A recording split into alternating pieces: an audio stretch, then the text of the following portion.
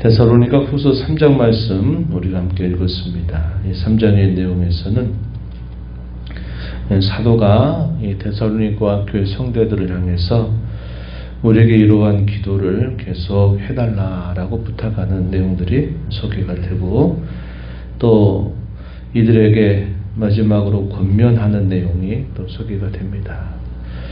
그리스도의 강림에 관한 잘못된 생각을 가지고 그리스도의 강림이 임박했다라고 생각을 해서 이들이 그 자신들의 일상적인 삶조차도 제대로 감당하지 않는 그런 모습을 보면서 그러한 자세는 올바른 자세가 아니다 하는 사실들을 이제 이야기해 줍니다. 그래서 마지막에 몇 가지 권면을 덧붙여주고 편지를 마무리하는 내용이 소개가 되고 있습니다. 먼저 앞부분에 사도도 이 성도들을 향해서 기도를 부탁하는데, 그 부탁하는 내용은 그게 두 가지입니다. 1절 말씀에 보면 그들의 형제들아 너희는 우리를 위하여 기도하기를, 첫째 주의 말씀이 너희 가운데서와 같이 퍼져나가 영광스럽게 되도록 기도해달라. 우리가 앞에 살펴본 것처럼 데살로니가 교회는 박해 가운데서, 시련 가운데서 말씀을 받았던 지역이었습니다. 그래서 사도와 이 복음의 일꾼들도 오랜 시간을 머물 수 없고 몇 주 정도 머물다가 옮겨갈 수밖에 없는 상황이었습니다. 우리가 성경에 보면 3주 동안 새 안식일의 회당을 그들이 찾아가고, 또 그들이 그 정도 기간을 머물면서 복음을 전해요. 그런데 박해가 극심해서 그리고 그곳에 오래 있지 못하고 떠나가게 되는데, 그렇게 짧은 기간 동안 있었던 그런 가운데에서 복음을 전했는데 그 복음을 믿는 자들이 일어나게 되면서 그곳에 교회가 세워지게 된 것입니다.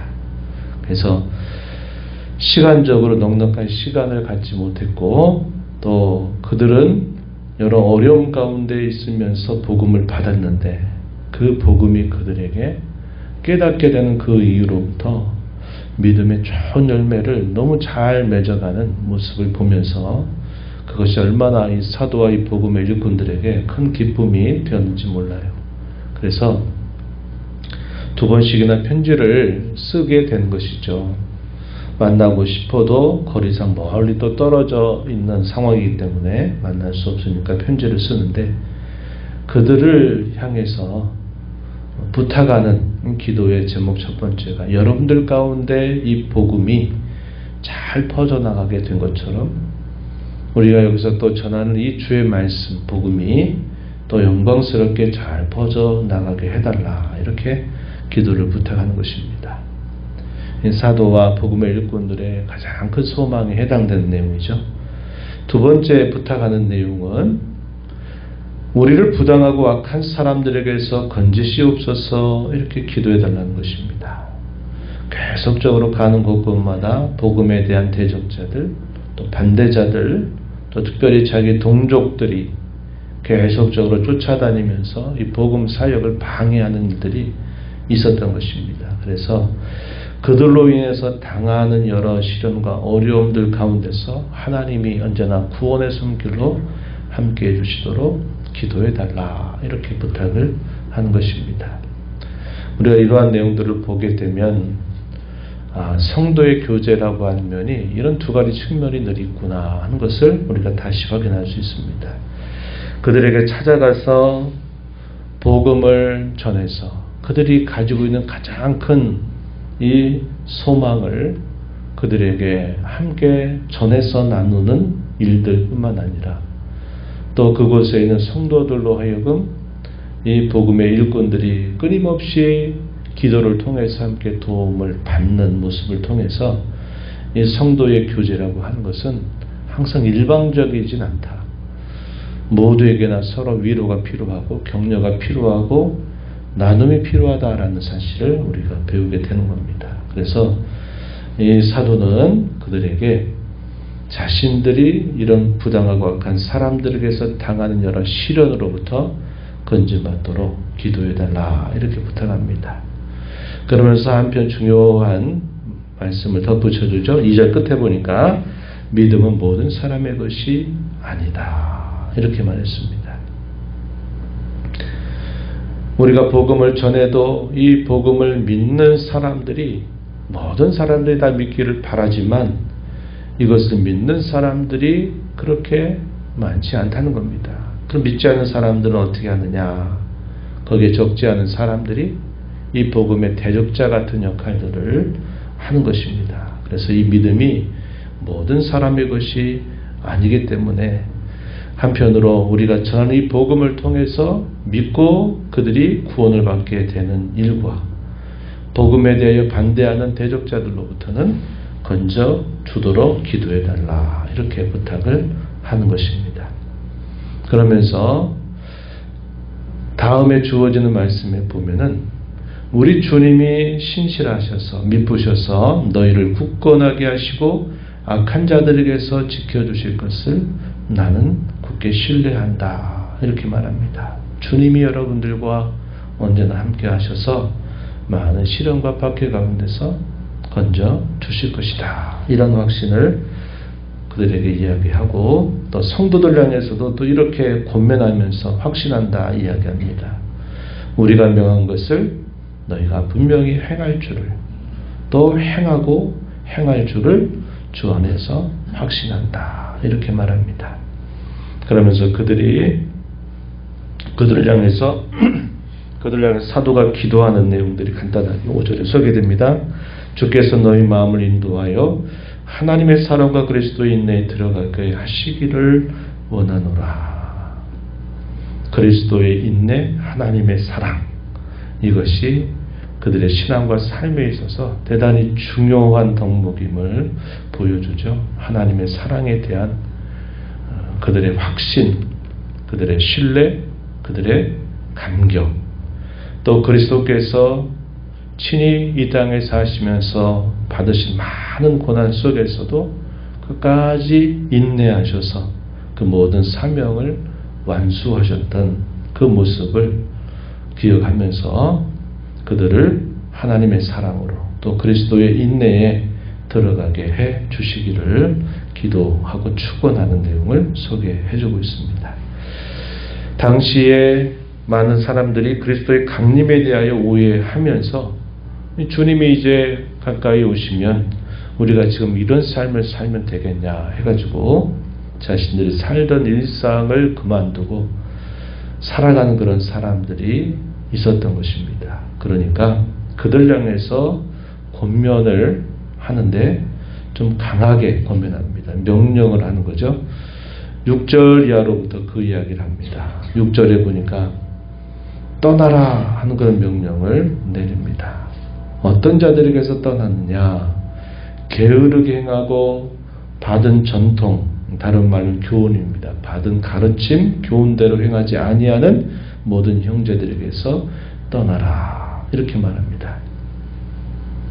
그러면서 이 게으르게 행하는 것에 대하여 자신들이 복음을 전할 때 어떻게 복음을 전했는가를 다시 그들에게 상기시켜 줍니다. 사도와 복음 일꾼들의 좋은 모범을 그들에게 다시 기억나게 하는 것이죠. 여기 8절 말씀에 보면은 이렇게 말합니다. 누구에게서든지 음식을 값없이 먹지 않고 오직 수고하여 애써 주야로 일함은 너희 아무에게도 폐를 끼치지 아니하려 합니다. 우리가 권리가 있음에도 불구하고 우리가 그렇게 한 것은 9절에 너희에게 본을 보여서 우리를 본받게 하려 함이니라. 복음을 전하는 일꾼들이 부지런히 그들의 일을 감당하면서 복음을 전하며 마땅히 받을 권리가 있음에도 그들에게 그런 폐를 끼치지 않으려고 하려고 했던 것은 믿는 성도들은 그와 같이 부지런히 하나님 앞에 살아야 된다는 사실을 가르쳐 주는 것입니다. 이것을 위해서 우리가 여러분 가운데 있을 때 우리가 이렇게 했다라는 사실을 기억나게 하는 것이죠. 그러한 이야기를 바탕으로 이렇게 또 권면합니다. 10절에 보면 누구든지 일하기 싫어하거든 먹지도 말게 하라 하였더니 우리가 들은즉 너희 가운데 게으르게 행하여 도무지 일하지 아니하고 일을 만들기만 하는 자들이 있다 하니 이런 자들에게 명하고 주 예수 그리스도 안에서 권하기를 조용히 일하여 자기 양식을 먹으라.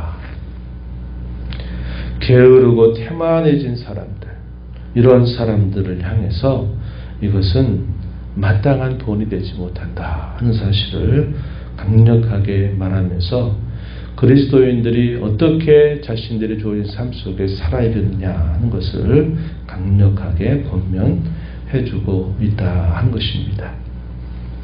그러면서 마지막 몇 가지 교훈을 덧붙이는 것은 선을 행하다가 낙심하지 말라 이렇게 권면했습니다. 이건 여러 가지 의미로 우리에게 많은 교훈들을 생각하게 해주죠. 하나님의 말씀을 순종하다가 뭔가 하다가 도중에 안 된다. 그래봤자 소용없다. 그래서 그만두거나 하지 말라는 거죠. 또 영적인 게으름이나 신앙적인 게으름과 태만함에 대하여서 그런 일이 되지 않도록 부지런한 마음을 가지고 끝까지 부지런히 섬기며 살아야 된다 하는 것을 또 우리에게 주는 교훈이 되기도 하는 것입니다.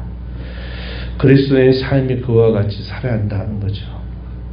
우리가 이 땅에 살면서 여러 가지 일들을 겪게 되면서 우리가 어제도 살펴본 것처럼 믿음으로 살아봤자 하나님을 경외하고 하나님을 따라 살고자 해봤자 결국 아무런 소용이 없더라. 유익이 되지 못하더라 하는 이런 신앙적인 회의감이라든지 무력감, 무용론에 빠지게 되는 일이 우리에게 가까이 언제나 있을 수 있습니다. 부지런한 마음을 가지고 우리 인생의 짧은 시간, 남은 시간들을 살아갈 때에 그러한 마음들이 우리에게 찾아오지 않도록 우리 마음으로부터 또 우리의 외적인 여러 환경들로부터 인해서 우리가 그런 영향을 받아가지고 우리가 가는 이 신앙의 걸음에서 뒤로 물러서거나 안주하거나 또 체념하는 일이 없도록 우리의 삶을 잘 추스려가는 모습이 필요하다. 이게 중요하다 하는 사실을 우리에게 일깨워주고 있습니다. 이러한 권면을 마치고 나서 그들을 축복하는 내용이 이제 마지막 절에 소개되죠. 내용이 참 귀합니다. 16절 보면 평강의 주께서 친히 때마다 일마다 너희에게 평강을 주시고 주께서 너희 모든 사람과 함께 하시기를 원하노라. 이것이 그 성도를 향한 사도의 축복의 내용입니다. 때마다 일마다 때 시기에 관한 것이고 일은 이런저런 우리가 겪는 모든 것들을 표현하겠죠. 때마다 일마다 평강을 늘 주시기를 원한다. 그것은 하나님 우리와 함께 하심을 통해서 얻는 복이 되는 것입니다. 상황을 뛰어넘고 또 여러 차해져 있는 그 때를 뛰어넘어서 그런 평강을 언제나 하나님께서 여러분들에게 주시기를 원한다. 이렇게 축복하면서 서신을 마무리하고 있는 것입니다. 오늘 이 말씀을 보면서 믿음이 모든 사람의 것이 아니다 하는 사실들을 우리가 아는 것처럼 복음을 듣고 그 복음의 영광스러움을 맛보게 해주신 하나님의 은혜에 대하여 우리가 늘 감사하고 우리가 복음에 반하는 삶이 아니라 그 복음을 위해서 언제나 하나님 앞에 사람 앞에 신뢰받는 삶을 살아가도록 힘써 나가야 하겠다는 것입니다. 우리에게 주신 바른 교훈들을 늘 붙들고 주의 강림에 대한 소망을 가지면서도 오늘이라고 하는 삶에 신앙적으로 또 우리의 삶에 있어서 게을러지지 않도록 또 선을 행하는 삶 속에서 낙심하지 않고 끝까지 충성스러움을 잘 드러내며 살아가는 복된 삶이 되게 해달라고 이렇게 기도하고 힘써 나가는 저와 여러분이 되기를 바랍니다. 하나님 아버지, 오늘도 저희들을 깨워주셔서 아버지 앞에 저희의 걸음을 인도하시고 또 저희들에게 주의 말씀을 들려주셔서 저희가 하나님께로부터 받은 구원의 은혜, 또 그 은혜를 기억하며 우리가 마땅히 어떻게 이 세상을 살아야 될지를 다시 한번 교훈 받게 하심을 감사합니다. 믿음이 모든 사람의 것이 아님을 저희도 늘 삶 속에서 경험합니다. 영광스러운 주의 복음을 들어도 그 복음의 대적자들이 되는 사람들이 적지 않으며 그 복음에 전혀 무심한 사람들 또한 얼마나 많이 있는지 모릅니다. 그럼에도 불구하고 저희의 눈을 여시고 귀를 여시며 저희 마음에 지혜를 주셔서 이런 복음을 저희가 믿고 구원받는 하나님의 자녀가 되게 하시며 장래의 복스러운 소망을 가지고 늘 살아가는 삶으로 저희들을 변화시켜 주신 것을 감사드립니다. 주의 강림 하심을 늘 기대하고 그때를 바라보면서 오늘을 살게 하시되 저희가 게으르고 태만한 삶이 되지 않도록 잘못된 교훈에 빠져서 또 저희들이 마땅히 살 삶의 중심을 놓치고 살지 않도록 선을 행하다가 낙심하지 않는 그런 삶을 살아가도록 저희들을 인도해 주시기를 간절히 바라옵나이다. 장래에 대한 소망 또 현실에 대한 성실함이 조화와 균형을 잘 이루어서 하나님께 영광이 되는 삶이 되게 해주시기를 간절히 바라옵나이다. 은혜의 보좌 앞에 나와 아버지의 은혜를 구하는 모든 심령들의 간구를 귀 기울여 주시고 응답해 주시기를 바라며 예수님 이름으로 기도하옵나이다. 아멘.